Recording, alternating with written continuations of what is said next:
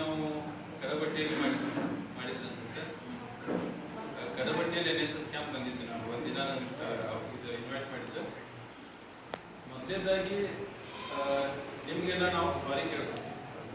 ಯಾಕಂದ್ರೆ ಈ ಕಾರ್ಯಕ್ರಮ ನೀವು ಈಗ ಏನು ಕಾರ್ಯಕ್ರಮ ಐತಲ್ಲ ನೀವು ಕ್ಯಾನ್ಸಲ್ ಆಗಿದ್ದಿಲ್ಲ ಆಲ್ರೆಡಿ ಮಾಡಬಾರ್ದಂತೆ. ಯಾಕಂದ್ರೆ ನಮ್ಮೂರಲ್ಲಿ ಜಾತ್ರೆ ಇದೆ, ಅದರಿಂದ ದೊಡ್ಡ ಕೆಲಸಗಳು ಭಾಳ ಇದ್ದು ಅದ್ರ ಸಲುವಾಗಿ ಬೇಡ ಇಲ್ಲಿ ನೆಕ್ಸ್ಟ್ ಟೈಮ್ ಇಟ್ಕೊಳ್ಳೋಣ ಅಂತ ಇಟ್ಕೊಂಡಿದ್ವಿ.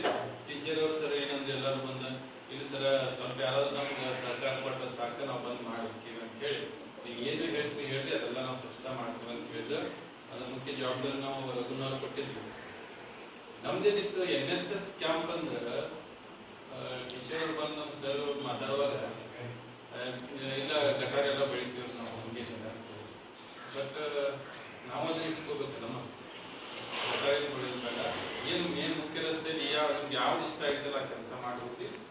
ಮತ್ತು ನಾವು ಅಪೇಕ್ಷೆ ಒಂದು ತಪ್ಪು ನಮ್ದು ಐತಿ. ನಾವು ಯಾರೋ ನಿಮ್ಗೆ ಟೈಮ್ ಕೊಡಲಿಲ್ಲ, ಒಂದು ತಾಸು ಬರ್ತಿದ್ವಿ ಹೋಗ್ತಿದ್ವಿ.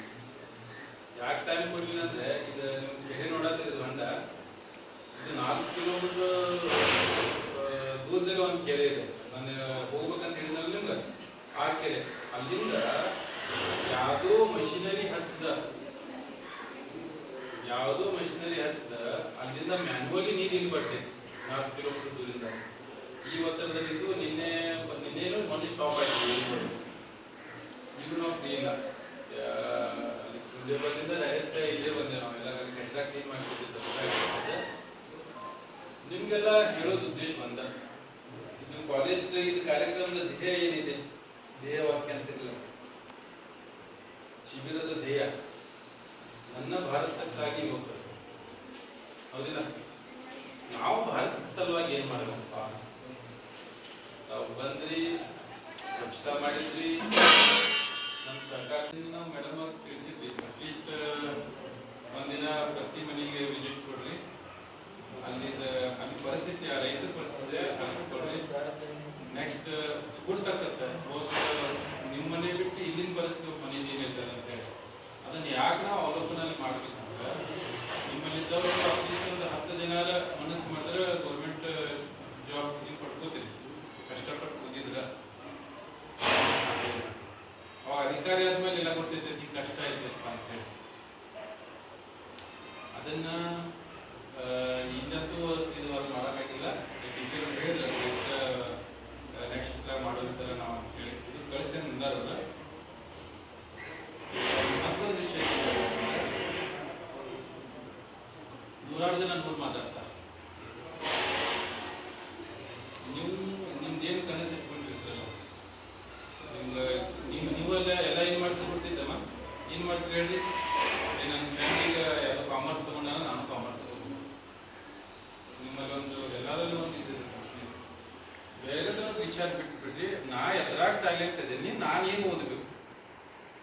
ನೀವು ಎಲ್ಲ ಓದೋ ನೀವು ಗುರಿ ಮುಟ್ಟುವ ಸ್ಟೆಪ್ಪೇ ನೀವು ಚಾಯ್ಸ್ ಮಾಡೋದಿಲ್ಲ. ಮೊದಲು ಫಸ್ಟ್ ಎಲ್ಲಿ ಹೋಗ್ಬೇಕು? ಸರಿ, ಅಟ್ಲೀಸ್ಟ್ ಒಂದು ಪೊಲೀಸ್ ಆಗ್ಬೇಕಾ? ಈಗ ಒಬ್ಬ ರೈತನ ದೊಡ್ಡ ರೈತನ ಮಗಳಾಗ್ಬೇಕಾ?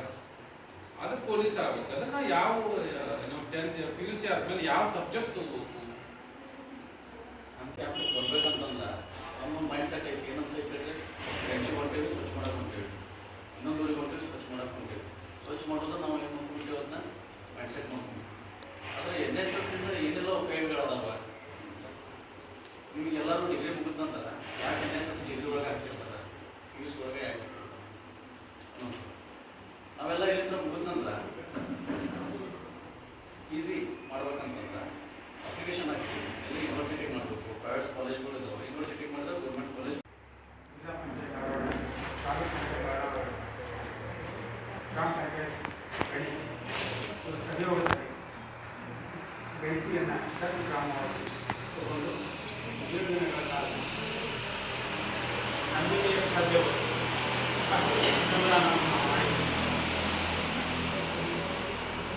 ಹಾಗಾಗಿ ಈ ಶ್ರಮದಾನದ ಜೊತೆಗೆ ನಾವು ಕಲಿತಕ್ಕಂಥದ್ದು ಬಹಳಷ್ಟು ಸರ್ಕಾರ, ಹೊಂದಾಣಿಕೆ, ತಾಳ್ಮೆ, ಶ್ರಮ, ತ್ಯಾಗ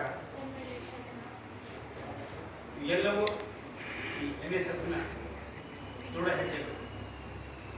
ಹಾಗಾಗಿ ಈ 7 ದಿನಗಳಲ್ಲಿ ಕಳೆದ ಶನಿವಾರದಿಂದ 22ನೇ ತಾರೀಕು ಶನಿವಾರದಿಂದ ಇವತ್ತಿನವರೆಗೆ ಈ 7 ದಿನಗಳಲ್ಲಿ ಸಾಕಷ್ಟು ಅನುಭವಗಳನ್ನು ನಾನು ಪಡ್ಕೊಂಡಿದ್ದೇನೆ, ನೀವು ಪಡ್ಕೊಂಡಿದ್ದೇನೆ. ಮುಖ್ಯವಾಗಿ ಈ ಗ್ರಾಮನ ಯಾಕೆ ತಗೊಂಡ್ವಿ ಅಂತಂದರೆ ಇದು ಹತ್ತಿರ ಆಗ್ತಕ್ಕಂಥದ್ದು ಒಂದು. ಆಮೇಲೆ ಮೊದಲು ನಾವು ಮುಖಂಡರನ್ನು ಭೇಟಿ ಆದಾಗ ಜಾತ್ರೆ ಅದ ನಮ್ಮಿಂದ ಗೇಟ್ ಸಹಕಾರ ಸಿಗಬೇಕು ಬರ್ತಿಲ್ಲ. ಯಾಕಂದ್ರೆ ಆದರೂ ಸಹಿತ ನಾವು ಸಂದೀಪ್ ಸರ್ನ, ರಘು ಅವ್ರನ್ನ, ಗ್ರಾಮ ಪಂಚಾಯತಿ ಅಧ್ಯಕ್ಷರನ್ನು, ಆಮೇಲೆ ಪಂಚಾಯತಿ ಅಭಿವೃದ್ಧಿ ಅಧಿಕಾರಿಗಳನ್ನ ಇವರೆಲ್ಲರನ್ನು ಭೇಟಿ ಮಾಡಿ ಅವ್ರ ಮನವೊಲಿಸಿ ಇಲ್ಲ ಇದೊಂದು ಅವಕಾಶ ಮಾಡಿಕೊಡ್ರಿ, ಮಾರ್ಚ್ ಒಳಗಡೆ ಮುಗಿಬೇಕು ಕ್ಯಾಂಪು ಸಾಕಷ್ಟು ವಿನಂತಿ ಮಾಡಿಕೊಂಡ ಮೇಲೆ ಅವರಿಂದ ಉತ್ತಮ ಸಹಕಾರ ಸಿಗುತ್ತೆ. ಹಾಗಾಗಿ ಅಲ್ಲಿಂದ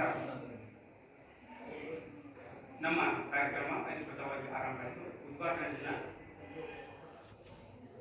ಕರ್ನಾಟಕ ವಿಶ್ವವಿದ್ಯಾಲಯದ ಧಾರವಾಡದ ಸಂಯೋಜನಾಧಿಕಾರಿಗಳಾಗಿರ್ತಕ್ಕಂತಹ ಡಾಕ್ಟರ್ ಎಂ ಡಿ ಜಳಪತಿ ಅವರು ಬಂದು ನಮ್ಮ ನಿಮ್ಮೆಲ್ಲರ ಕುರಿತು ಅತ್ಯಂತ ಯಾವ ರೀತಿಯಾಗಿರಬೇಕು, ಗ್ರಾಮದ ಸಹಕಾರವನ್ನು ಯಾವ ರೀತಿ ಪಡೆಯಬೇಕು ಅಂತಕ್ಕಂಥ ವಿಷಯದಲ್ಲಿ ಸಾಕಷ್ಟು BA ಪ್ರಥಮ ವರ್ಷದ ವಿದ್ಯಾರ್ಥಿ.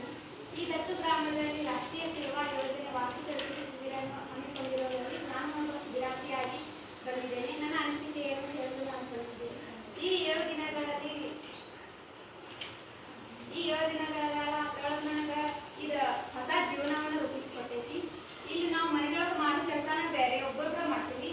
ಇಲ್ಲಿ ಬಂದ ಫ್ರೆಂಡ್ಸ್ ಜೊತೆ ಶಿಕ್ಷಕರ ಜೊತೆ ಕೂಡಿ ಮಾಡೋ ಕೆಲಸನ ಬೇರೆ. ಆಮೇಲೆ ಮನ್ಯಾಗ ಪಾಲಕರು ಹೆಂಗೆ ಬಿಸಿಲಾಗುತ್ತೆ ಅನ್ನೋದು ಗೊತ್ತಿಲ್ಲ. ಈ ಬಂದು ಒಂದು ಅರ್ಧ ತಾಸು ಕೆಲಸ ಮಾಡ್ಬಿಡ್ದ ನಾವು ಅಯ್ಯೋ ಬಿಸಿಲಾಗತ್ತೆ ಕಸೋಗಿ ಹೋಗುತ್ತೇವೆ ಅಲ್ಲಿಗೆ. ಅದು ಬಿಸಿಲ ಕಷ್ಟ ಅನ್ನೋದು ಏನನ್ನೋದು ಇದ್ರೊಳಗೆ ಕಾಣ್ತೀವಿ. ಆಮೇಲೆ ಸುಖ ಅನ್ನೋದು ಇಲ್ಲಿ ಕಾಣ್ತೀವಿ. ಈ ಕ್ಯಾಂಪ್ನೊಳಗೆ ನಾವು ಕಾಣ್ತೀವಿ. ನನ್ನ ಅನಿಸಿಕೆ